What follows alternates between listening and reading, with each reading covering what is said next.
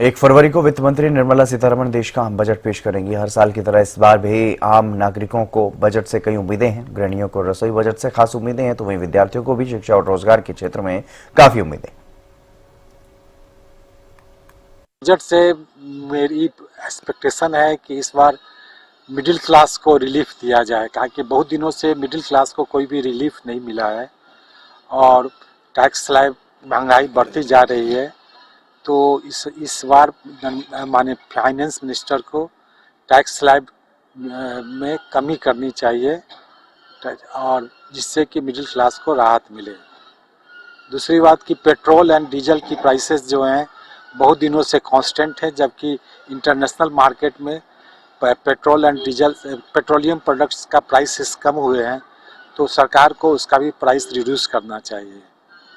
Third thing, mainly senior citizens को problem होती है insurance, medical insurance and other things. तो बहुत दिनों से लोगों का डिमांड है कि मेडिकल इंश्योरेंस पर जीएसटी नहीं लगे।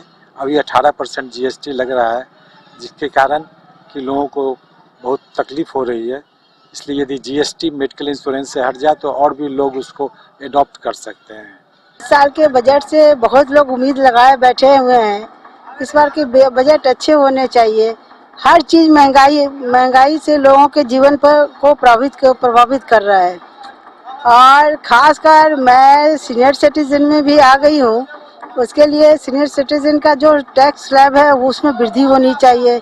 मेडिकल इंश्योरेंस पे भी छूट मिलनी चाहिए। जीएसटी जो लगता है वो बहुत काफ़ी है, जिससे लोगों को मुश्किल हो रही है। और मैं होम मेकर होने के कारण ग्रोसरी काफ़ी ज़्यादा महंगा है, जो कि आम लोगों के जीवन को बहुत ही प्रभावित कर रही है।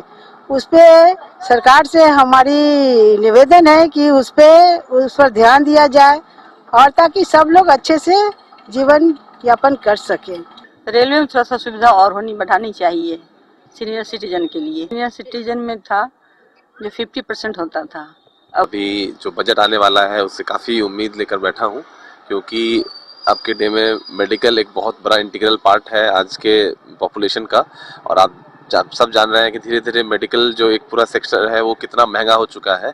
गवर्नमेंट फैसिलिटीज़ कि कम होने की वजह से प्राइवेट सेक्टर बहुत ज़्यादा बूम किया है। ऐसे में जो लोअर क्लास है या मिडिल क्लास है उनको काफ़ी दिक्कतों का सामना करना पड़ रहा है, क्योंकि सबके पास बहुत हाई प्रीमियम वाले इंश्योरेंस अफोर्ड करने या प्राइवेट में पे करके जाने का फैसिलिटीज़ नहीं है। तो एज अ पेशेंट पर्सपेक्टिव उनके लिए ये होना चाहिए कि आप गवर्नमेंट फैसिलिटीज़ को स्ट्रॉन्ग करें, ताकि जो मास है इंडिया का, जो पॉपुलेशन है, जो मेजॉरिटी है, उनके लिए एक ऐसी फैसिलिटी मिल पाए कि वो लोग अच्छे ट्रीटमेंट स्टैंडर्ड को अवेल कर पाए। एज अ डॉक्टर पर्सपेक्टिव हमको ये लगता है कि मेडिकल इंफ्रास्ट्रक्चर में आप और बूस्ट करेंगे, उसमें बजट में एलोकेशन होगा तो शायद डॉक्टर्स का सैलरी इंक्रीज हो या डॉक्टर्स के लिए कुछ कुछ प्रोविजंस लाए जाएं, है ना। क्योंकि आज के डे में आप कंपेयर करेंगे अदर कंट्रीज में, फॉरेन्स हैं, तो उसके रिलेटिव में इंडिया में देखेंगे तो डॉक्टर्स बहुत ही अंडर पेड हैं। बहुत ही साउथ में आप जाएँ तो 45,000-50,000 रुपीज़ पर मंथ मिल रहा है, कुछ स्टेट्स में 55 है। तो ये मतलब समझ लीजिए कि ये बहुत ही कम।